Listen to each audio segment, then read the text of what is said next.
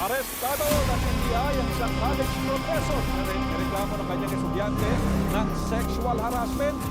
Inireklamo ng sexual harassment ni dating Philippine Olympic Committee President Cristina Ramos. Nasisimba PDI-LG OIC Eduardo Anyo, ang hepe ng Philippine National Police Academy, kaugnay sa maraming nangyaring sexual harassment sa dalawang kadete noong Oktubre 6. Todo bantay na ang ilang magulang sa mga estudyante sa isang pampublikong high school sa Bacoor, Cavite. Kasunod ito ng issue ng umano'y sexual harassment ng mga guro sa mga estudyante.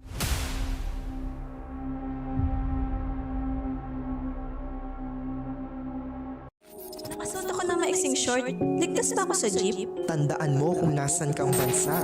Mag-private vehicle ka na lang. Huwag mo nang ipilit!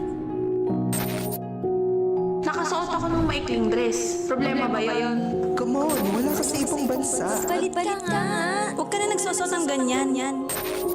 Naglalaro ko ng volleyball na naka-shorts. Problema ba yun? Hindi ka naman mananalo dahil sa suot mo eh. Iksi-iksi naman ang suot mo, te. Para ka nakasuot ng underwear sa public eh. Huwag ka magpakita ng legs.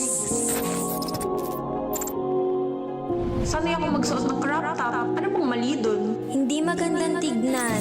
Hindi yan fashion. Mas better kung naka-long sleeve. Mukha ka katanga. Huwag mo nang ituloy. Kung gusto mo respetuhin, ayusin mo yung pananamit.